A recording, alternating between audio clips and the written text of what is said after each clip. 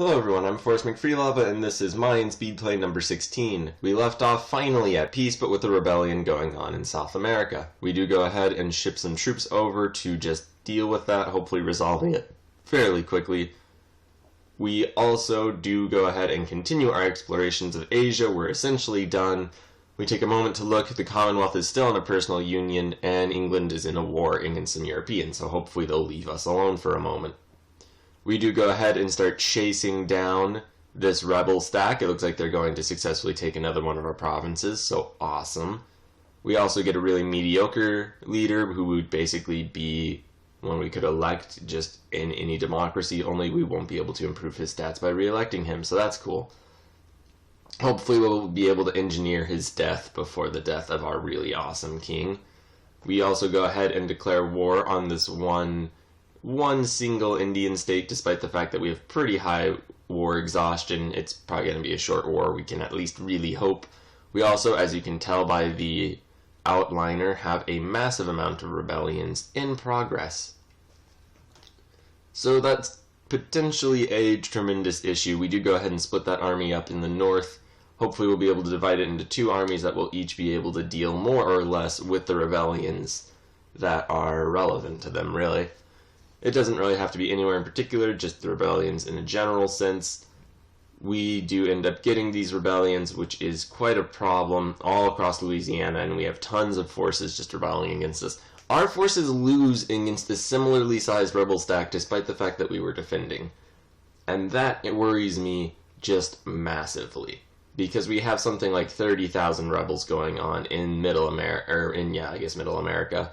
We do go ahead and win that battle with considerable forces. An issue that we have is that we have a ridiculous amount of artillery, seeing as our infantry and not so much our cavalry, but mainly our infantry is just getting torn apart in these battles, which is just terribly worrying. At the moment, it's not so much of a problem, but it really is becoming one.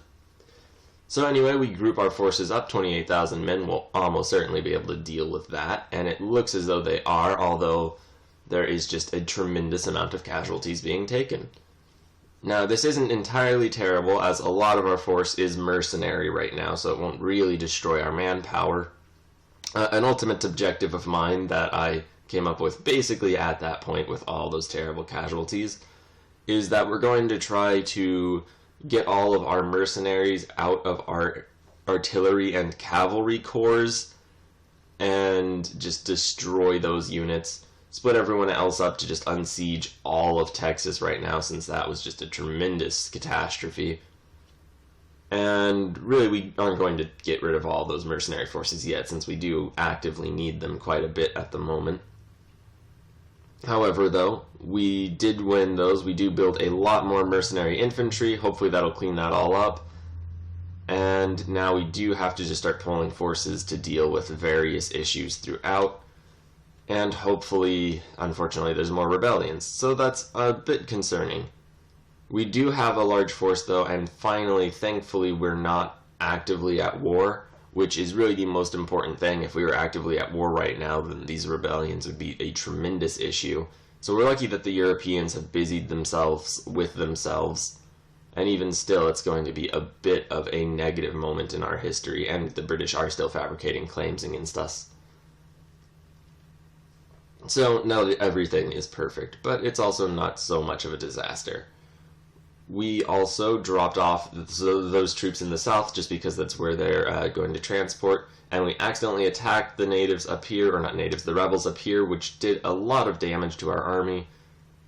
We go ahead and just split off some smaller forces that will hopefully be able to just unsiege all of those territories and then rush on up and deal with the issue in the further north. So yeah, we are dealing with the rebellions. It's almost nearly completely destroyed without really any losses, so that is great news. They're also all going to head over to that one province right where we're sending our troops, so we're going to try to interdict them, make it so that they're attacking us. Not that we've had great luck with that in the future or in the past. However, we do have enough troops that it does go very one-handedly on our side, and we just go ahead and ship our troops over to just unsiege that final province And fun fact, I never bothered to send a force to go deal with Barbados.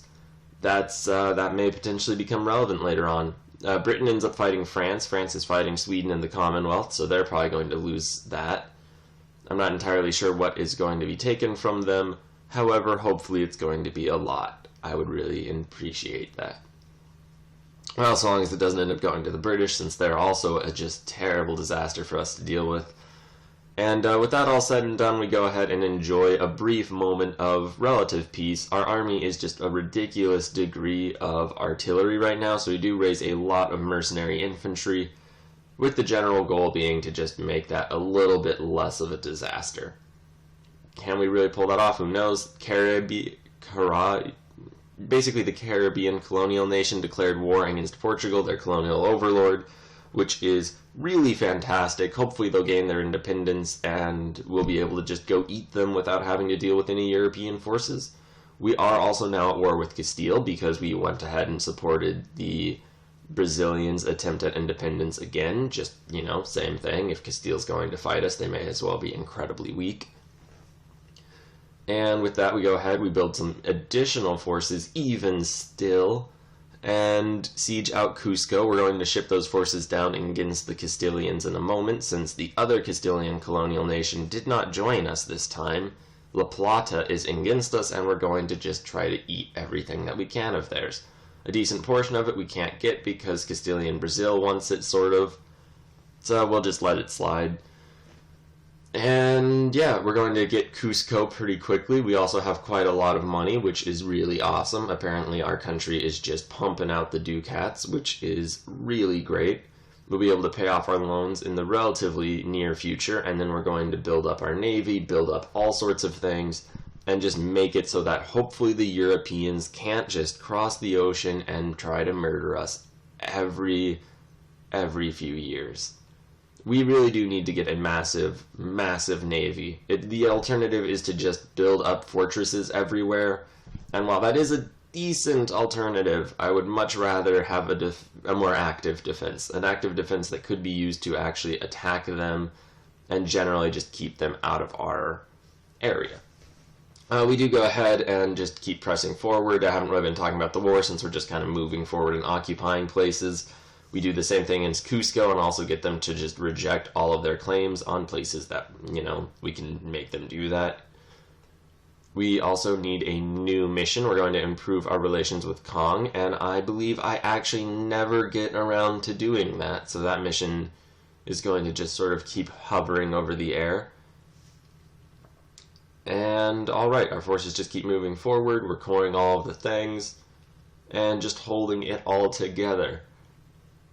We also have basically the option of either getting a military idea or getting a military tech.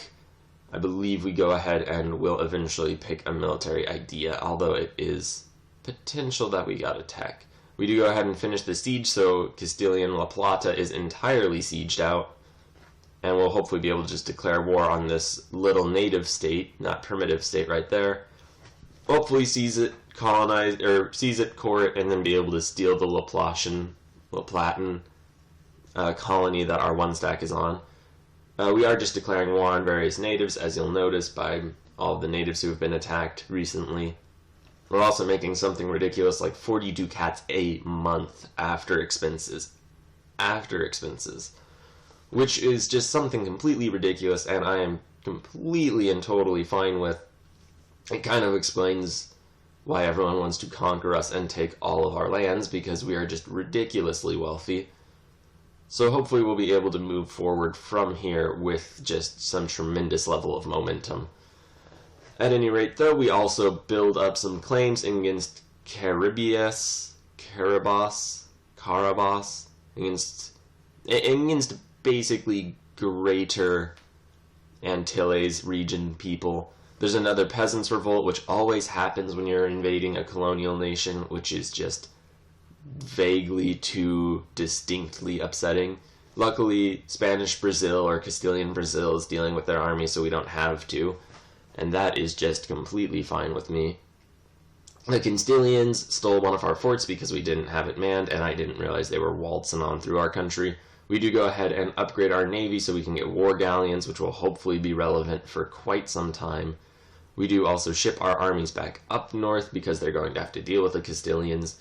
We're also going to go ahead and just turn on all these forts just to spite that one stack that wanted to really, really ruin our day. And hopefully we will then get our force there. They will just go up and destroy those. And we will continue colonizing up through California to prevent Europeans from getting on the whole area, really. We do go ahead and just give a powerful noble control over a territory because it doesn't increase their influence and it increases their loyalty. The war against Castile, I would assume, is basically won. We're just going to have to go up north and deal with all of the issues. I realize right now, by the way, that I had never dealt with Barbados, and that now we have basically a month left before they gain their independence. So we really desperately start shipping over this unit to just deal with that, and unfortunately it's too slow, and Barbados gets its independence. We still have a core on it, and I'm fairly certain the British are just going to attempt to declare war on us again at some point. Or who knows, maybe we'll build up our navy enough that we can destroy them directly. At any rate, we do end up winning the war. Castilian Brazil is independent. They don't really seem to have any allies other than us, which is great. We're probably just going to leave them be for now as just a way to deter the Europeans from attacking us so that we can go ahead and focus on some colonial ventures for a while. We do go ahead and build up another 10 war galleys. That way, if we do fight the Europeans, we will hopefully be able to just crush them, and we can perhaps start on our whole idea of a global empire. Places like you in the southern portion of China are probably easy pickings, and we're going to just rush our forces over, try to deal with them, and just achieve what we can. And that's going to really involve just shipping over forces. We have 2 idea groups that are open, but we're not actually researching anything into. That's because we're still behind technologically, although our king is currently really awesome. We do go ahead and hire a really great advisor for both admin and military. So we're at 10, 7, and 12 monarch points per month, which is pretty awesome, except in diplomacy, which we kind of need the most because we're going to be focusing on naval issues. Yet I would rather have the massive income for now. We go ahead and sail an entirely transport navy over to their country, continue building up colonies, and here's a moment that I'm not entirely proud of. We just declared their war, despite the fact that they had a large navy in port. Did not actually realize that at the time because I was dumb. Quick little bit. First of all, we're building another 10 war galleons, and luckily that first group of 9 is done, so we're just going to ship it across the world, and hopefully it'll make it to ports without everyone dying and wasting all of that money. Essentially, though, fun fact, kind of irrelevant, but still tangentially so, I'm going out of town tomorrow, so I won't really have an episode for Friday. Now, the plan originally was that I would just do a double recording, get today's episode and Friday's episode ready to go, and, just spend a couple extra hours getting that all set up. Now, I got a little bit less than an ideal amount of sleep that night, and just have been keeping myself going with coffee. Thought that I was still 100% here, but that Navy, I shouldn't have missed that. That was a tremendously important thing that did end up sinking a few of our transports, which I also forgot to actually rebuild to get that back up to full strength, which is important. We need 4 new transports. So luckily, though, we do have our war galleys there. They're going to just heal up a bit. That was less than ideal. And realizing that I was at least somewhat sleep deprived, we're not going to have an episode Friday. Hopefully we'll have one Saturday when I believe I'll be back in town. If not, we'll just have to wait until Monday, and I'm very sorry about that. We do go ahead and land on their capital now. Our leader does have 1 siege. It looks like there is some decent amount of forces coming up. Luckily, apparently they're in 2 separate wars. We win the first battle, lose the second battle, and now we're going to go ahead and upgrade to Tech 19 level units, which I, once again, should have probably done before that disaster occurred. At any rate, at that point I realized I was too tired to go on, so we're going to stop right there. Thank you very much for watching. Please like, share, and subscribe. Have a great day.